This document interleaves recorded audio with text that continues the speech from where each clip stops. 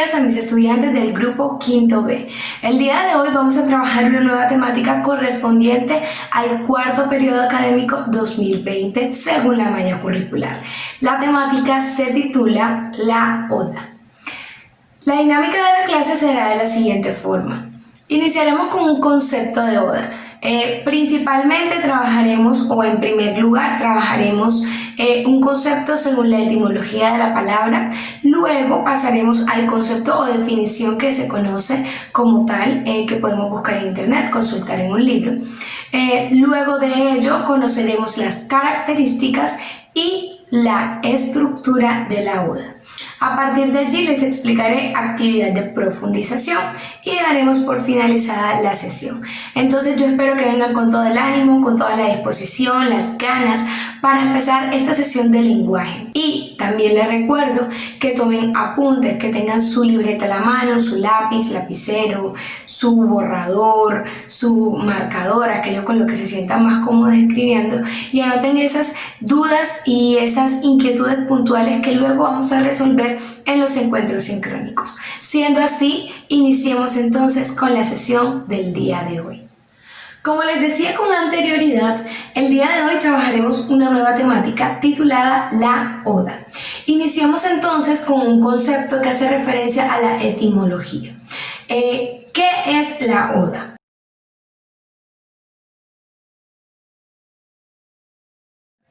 Etimológicamente, es decir, a partir de la raíz de la palabra, estudiando la palabra como tal en su estructura, en su formación como palabra y de dónde viene o de dónde proviene, podemos decir que oda proviene del griego oide, que hace referencia a la palabra canto, así como lo escuchan, la palabra canto.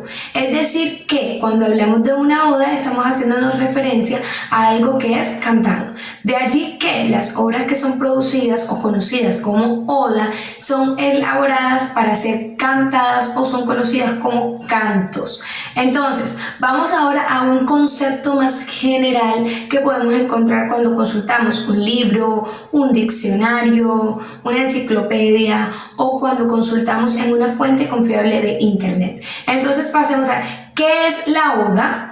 Pero en un concepto ya más formado, un concepto más completo, no solamente de la etimología de la palabra. Sabiendo entonces que proviene del griego y que hace referencia a que es canto, podemos decir que la oda es un subgénero del género lírico, que es a su vez un subgénero del género literario, en el que se tiene como intención u objetivo principal resaltar o alabar aquellas virtudes que tiene una cosa o una persona. En este caso sería un poema o un canto de alabanza, ¿sí?, de magnificencia a una persona o a una cosa muy preciada. En otras palabras, yo voy a elaborar una oda, por ejemplo, para mi mamá, porque mi mamá es lo más preciado en mi vida, mi mamá es lo más bonito que yo tengo, mi mamá es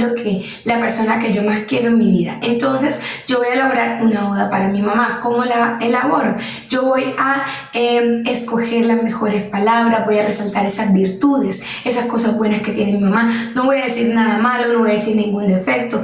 Será como que mi mamá es perfecta, y ese canto, esa oda que yo estoy elaborando en forma como de un poema, como de un canto, porque tiene una rima, porque tiene ciertas características que la hacen sonar como un canto, tiene cierta melodía dentro de sí, entonces lo va a mostrar como un canto de alabanza o de magnificencia, porque esa persona tan especial, en este caso mi mamá, yo la estoy enalteciendo, ¿sí? Estoy poniéndola como en un lugar superior y estoy diciendo todas aquellas cosas maravillosas que tiene. Eso es la oda, un canto que se elabora para enaltecer las virtudes de una persona.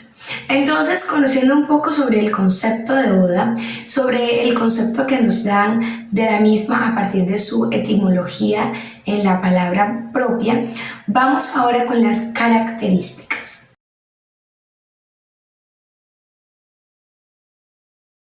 Hablamos de que una de las características principales de la oda es que su temática es variada. Es variada porque no se limita a una persona específicamente. Es decir, yo tengo que elaborar una oda necesariamente para una persona. No, yo puedo elaborar una oda de cualquier cosa que a mí me nazca enaltecer, embellecer, sin mostrar sus virtudes necesariamente. Es decir, que yo puedo elaborar una oda de un animal, puedo elaborar una oda de un objeto que sea muy preciado para mí, puedo elaborar una oda de una persona muy importante, puedo elaborar una oda de un lugar muy importante para mí. Lo que yo voy a buscar principalmente en esa oda es enaltecer las virtudes de eso a lo que yo voy a hacer referencia. Pero esa temática como tal a la que yo quiero hacer esa oda no necesariamente debe ser una persona, puede ser cualquier cosa. Y la temática puede ser variada porque yo puedo hacer una oda de sentimiento, puedo hacer una oda de la naturaleza, puedo hacer una oda para generar conciencia, puedo hacer una oda de cualquier tipo de cosas o de temáticas para la cual yo quiero o yo busco mostrar a los demás esas cosas que yo veo, esos aspectos que yo veo que hacen especial este objeto, esta persona o esta emoción, este sentimiento, este lugar, por ejemplo. Una segunda característica de la oda, y creo que yo que es una de las más importantes, es que busca principalmente mostrar las virtudes de algo o alguien. Cuando yo digo algo o alguien es porque, como les decía con anterioridad, yo puedo hacer una oda de cualquier cosa, de una emoción, de un lugar, de una persona, de un animal, ¿sí? De un objeto, no necesariamente de alguien, de una persona de carne y hueso, no necesariamente. Entonces, al momento de yo elaborar esta oda, yo lo que voy a hacer es mostrar solamente las virtudes, solamente aquellas cosas que hacen especial ese objeto, esa cosa o esa persona, ese sentimiento que yo estoy enalteciendo en mi escrito o en mi producción. Entonces, yo no voy a decir nada que tenga que ver con algún defecto, con alguna cosa mala, con alguna cosa negativa. No, todo lo que yo voy a decir es bello, todo lo que yo voy a decir es positivo, todo lo que yo voy a decir son virtudes, simplemente así, no más, no hay espacio para otra cosa porque es precisamente eso, esa es la esencia de la oda, las virtudes, enaltecer las virtudes de algo, alguien o de un lugar u objeto. Entonces vamos con una tercera característica de la oda. Hablamos de los valores. Los valores, y parece que fuera lo mismo cuando digo que las virtudes, y no es necesariamente así. ¿Por qué? Porque la oda no solamente busca mostrar virtudes, sino que busca mostrar valores, porque está en la intencionalidad comunicativa del autor. Todo parte de la intencionalidad comunicativa del autor. Y voy a ser un poco más explícita en este punto. Cuando se habla de que la oda es muy variada en cuanto a las temáticas, también es muy variada en cuanto a los valores y a las virtudes que expresa. Y todo parte de lo que quiere el autor darle a conocer al lector o el interlocutor.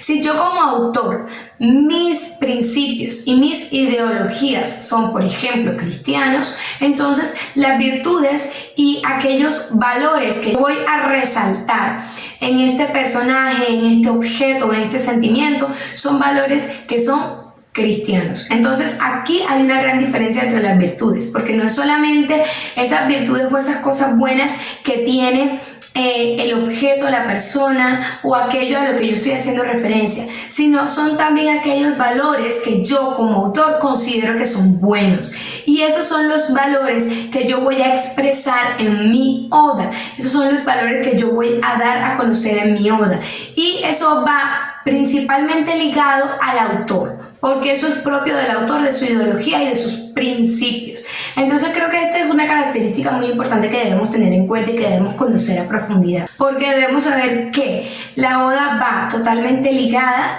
a los sentimientos, al pensamiento y a la ideología del autor. Es una conexión muy grande que existe entre quien escribe, quien produce, ¿sí?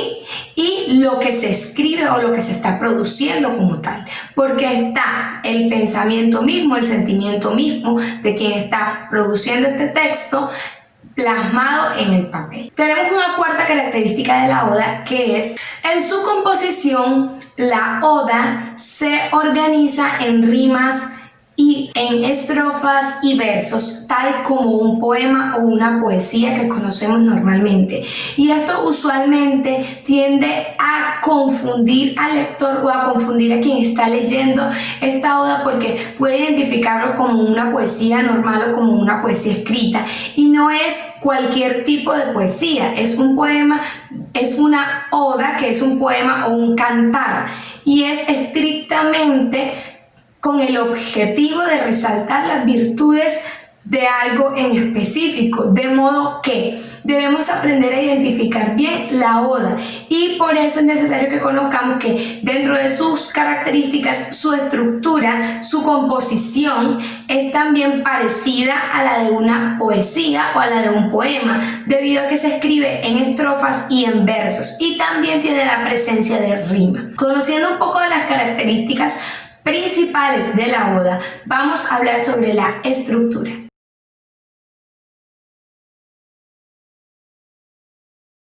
Entonces, en cuanto a la estructura de la oda, tenemos una singularidad en este caso que creo que deben conocer y creo que deben estudiar y prestar atención a este aspecto, porque es un poco diferente a los demás poemas o a las demás poesías que pueden encontrar o que pueden conocer.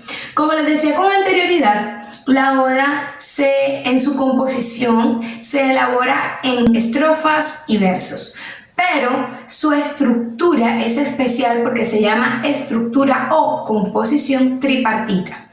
Esta composición consta de tres aspectos o tres elementos fundamentales en que se divide, y es la estrofa en primer lugar, la antiestrofa en segundo lugar y el epodos en el tercer lugar. Entonces, ¿en qué consiste cada uno de ellos y cómo se da?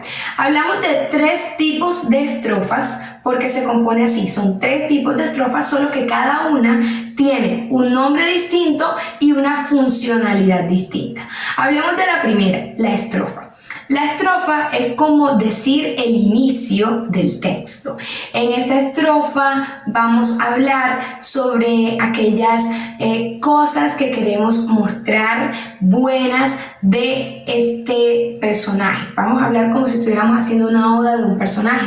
Yo les ponía una ejemplificación de que yo elaboro una oda, por ejemplo, de mi mamá. Entonces, tenemos que yo elaboro una oda de mi mamá. En este caso es un personaje, es una persona. Y en la primera estrofa que es titulada o llamada estrofa, en la estructura de la oda, yo voy a mostrar aquellas virtudes y aquellas cosas hermosas de esta mujer. Hablamos de un segundo tipo de estrofa que encontramos en la oda, y es la antiestrofa. Es la segunda y es la que se ubica debajo de la estrofa, y vamos a hablar de que la podríamos comparar, por ejemplo, con el nudo o con la idea central de la oda. Podemos decir que es el clímax, la parte donde yo en mayor medida voy a engrandecer esas virtudes y esos valores de, en este caso, mi mamá, que es el personaje al que le estamos haciendo la oda. Ahora vamos con un tercer tipo de estrofa que vamos a encontrar en la oda, que es la que vamos a ubicar en el tercer lugar, a lo último, que se titula o se nombra epodo.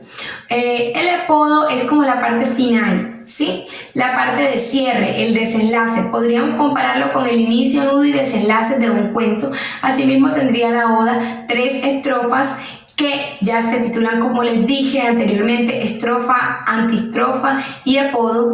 Y entonces el epodo sería la parte final, ¿sí? La parte donde ya damos cierre a esa oda y a esa alabanza de ese personaje, de esa persona, de ese objeto, de ese lugar al que yo estoy haciendo referencia. Hay otro aspecto de la estructura de la oda que es más bien un elemento que complementa a lo anterior, y es la rima.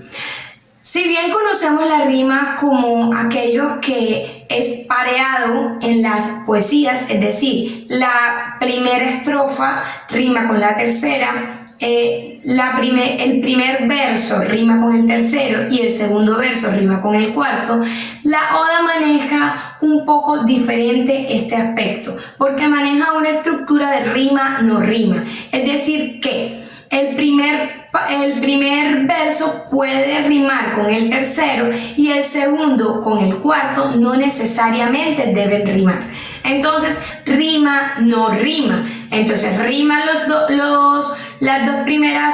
primeros pares, pero los otros dos no riman. Y podemos también decir que rimaría primero con segundo, tercero con cuarto, no. O podríamos organizarlo como se los expliqué anteriormente, primero con tercero, segundo con cuarto. Y lo que hacemos es que los primeros riman y los dos segundos no riman. Y esa es la estructura principal que maneja la oda. Ahora bien, les explico o les hago la aclaración. No necesariamente puedes o debes aplicar la rima en la oda. Puedes o tienes la opción como autor de omitir esta parte y simplemente escribir una oda a tu mamá. Estamos en el ejemplo de la mamá, ¿no? Entonces puedes escribir una oda a tu mamá que no lleve rima, porque en la evolución de la literatura, de los géneros literarios y de la producción escrita de poesías y poemas, también ha evolucionado la libertad que tiene el autor para escribir y producir. ¿Qué quiere decir esto? Quiere decir que no necesariamente debes cumplir con la misma estructura con la que se cumplía antes, o no necesariamente debes cumplir aquellas exigencias que se pedían con anterioridad sobre una poesía, sobre un poema. No, ya el autor tiene más libertad para escribir un verso conocido como verso libre, en el que, o estrofa libre, en el que cada verso puede tener la cantidad de sílabas que quiera y puede o no utilizar rima, métrica. Ahora tenemos otro aspecto también de la estructura y es el lenguaje. El lenguaje es sumamente importante porque es un lenguaje que engrandece y embellece, estiliza. Por tal se hace mucho uso de las figuras retóricas o figuras literarias que nos permiten a nosotros embellecer aquellas cosas, aquellas palabras que nosotros vemos en la cotidianidad, ¿sí? Pero que suenan bruscas, suenan ordinarias normalmente. Lo que vamos a hacer nosotros es embellecerlas por medio del lenguaje. Por ejemplo, cuando yo uso una comparación, que es una figura retórica, y digo, es tan suave como el roce de una flor, o es suave como si tocase una nube, estoy hablando de que el tacto es demasiado suave y ese toque es muy sutil, y al mismo tiempo la forma en la que lo digo está siendo sutil y está embelleciendo. Entonces, cuando utilizamos las figuras retóricas, embellecemos y estilizamos las palabras, y usualmente lo que hacemos en la oda es embellecer las palabras y engrandecer las virtudes para mejorar la visión que estamos dando sobre ese aspecto, sobre ese objeto, sobre esa persona, sobre esa cosa de la que estamos haciendo referencia. Listo, entonces, conociendo ya concepto, características y estructura, vamos a pasar a la actividad de profundización. Una actividad que consiste en preguntas de opción múltiple, única respuesta, que pueden realizar y enviarme a mi correo electrónico camilapalomo5@gmail.com. Si tienen alguna duda o inquietud, me pueden llamar a mi número de teléfono 315-213-1066. No olviden descargar la actividad de ortografía y las preguntas de cultura general. Eso ha sido todo por el día de hoy. Espero que estén excelentes. Hasta luego.